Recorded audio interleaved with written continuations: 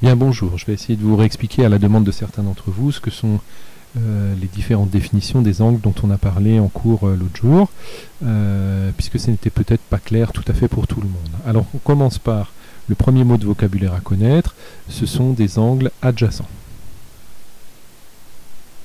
Alors comme vous le savez, un angle est défini par un sommet et deux demi-droites qui ont pour origine ce sommet. Donc voilà par exemple un angle. Alors pour être adjacent, deux angles doivent avoir la même origine et un côté commun. Donc ici par exemple, j'ai deux angles que je peux appeler par exemple alpha et bêta qui sont adjacents. D'accord? Donc je répète, le sommet en commun et un côté, une des deux demi-droites en commun pour les deux angles, c'est ce qu'on appelle des angles adjacents. Alors parmi les angles adjacents, il y en a certains qui nous intéressent plus que d'autres. Premièrement, ce qui nous intéresse, c'est les angles qu'on appelle complémentaires. Donc je répète, les angles complémentaires sont pour commencer des angles qui doivent être adjacents. Mais ils ont quelque chose en plus, c'est que quand on additionne leurs mesures, il faut que ça donne un angle droit. Donc ici par exemple, si je prends l'angle rouge ici, cet angle-là, voilà, que je vais appeler alpha, et cet angle-là que je vais appeler bêta, voilà. Eh bien alpha et bêta sont bien deux angles adjacents, hein, ils ont même origine, ils ont une demi-droite ici, un côté en commun, et en plus ils ont quelque chose en plus. On voit que alpha plus bêta, la somme des mesures des deux angles, c'est 90 degrés, c'est ce qu'on appelle des angles complémentaires. Et puis il y en a un autre, c'est ce qu'on a appelé des angles supplémentaires.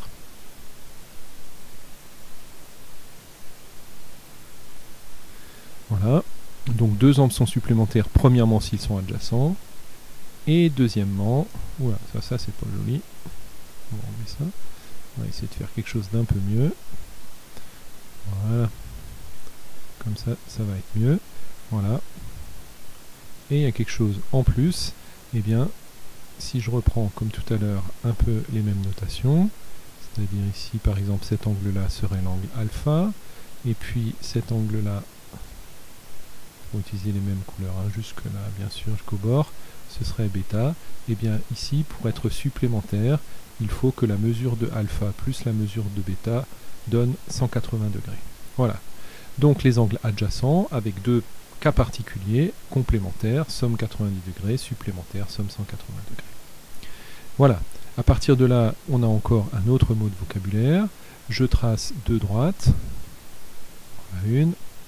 Voilà l'autre, deux droites séquentes, et j'ai ici, je vais prendre du bleu, ces deux angles, cet angle-là, voilà, avec cet angle-là, c'est ce qu'on appelle des angles opposés par le sommet. Hop. Donc ça c'est opposé par le sommet. C'est-à-dire qu'en fait, ils ont le même sommet,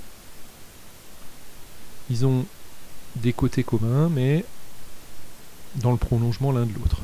Bien sûr, les deux angles que je vais dessiner en rouge sont eux aussi opposés par le sommet, c'est-à-dire cet angle-là, avec cet angle-là, ils sont aussi opposés par le sommet. Et les angles opposés par le sommet ont quelque chose de spécial, c'est que leur mesure est la même. Hein, les deux angles bleus ici ont la même mesure, les deux angles rouges ont la même mesure également. Voilà. Ensuite, supposons que j'ai deux droites ici. En voilà une, voilà l'autre, et ces deux droites sont toutes les deux coupées par une droite bleue. Voilà. Eh bien, je vais commencer par définir ce que sont des angles correspondants. Pardon, donc correspondants. Alors des angles correspondants sont des angles qui sont disposés d'une certaine façon dans cette configuration-là. Donc déjà, il faut deux droites qui sont coupées toutes les deux par une troisième droite. À partir de là, je peux définir, par exemple, ces deux angles-là, cet angle-là ici et cet angle-là ici, sont deux angles correspondants. Pourquoi? Parce qu'ils sont tous les deux du même côté de la droite bleue, et ils sont tous les deux au-dessus d'une droite rouge. Chacun est au-dessus d'une droite rouge. Alors bien sûr, il y en a d'autres, des angles correspondants dans cette figure, hein. Je vais les dessiner ici en vert, par exemple ces deux-là, cet angle-là ici, avec cet angle-là ici, sont aussi des angles correspondants parce qu'ils sont tous les deux à droite, donc du même côté de la droite bleue. et ils sont tous les deux au-dessus de chacun d'une des deux droites rouges. De la même façon, je change encore de couleur, je prends du rouge, donc cet angle-là, ici, et cet angle-là sont aussi des angles correspondants, parce qu'ils sont tous les deux du même côté de la droite bleue, à gauche, et ils sont tous les deux en dessous, chacun d'une des deux droites rouges. Et puis dans la quatrième place, ici, qui reste, ça forme aussi deux angles correspondants, puisqu'ils sont tous les deux à droite. Je vais le faire en rose. Voilà, ils sont tous les deux à droite de la droite bleue, et ils sont tous les deux chacun en dessous d'une des deux droites rouges. Voilà pour les angles correspondants. Et puis, dernier mot de vocabulaire, je vais encore tracer une droite bleue. Voilà, je vais la tracer ici. Voilà.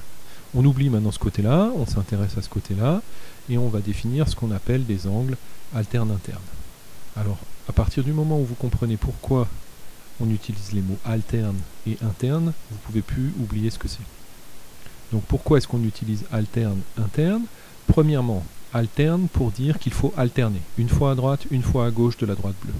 Et pourquoi interne? Interne parce que ça doit être entre les deux droites rouges. Donc en fait, vous avez ici cet angle-là, noir ici que je dessine en noir, avec celui-ci, c'est ce qu'on appelle des angles alternes internes. Je répète, pourquoi alterne? Parce qu'il y en a un à droite et un à gauche de la droite bleue, on a donc alterné. Et pourquoi interne? Parce qu'ils sont tous les deux entre les deux droites rouges. Donc ils sont à l'intérieur, quoi. Et bien sûr, il y a un autre couple d'angles alternes internes sur cette figure. Je vais le faire en vert. C'est cet angle-là ici, avec celui-ci. Ils sont aussi alternes internes, puisqu'il y en a un à gauche, un à droite, et ils sont tous les deux entre les deux droites rouges. Voilà. J'espère que ça a clarifié un petit peu la situation. Pour certains d'entre vous, n'hésitez pas toujours à me solliciter en cas de problème.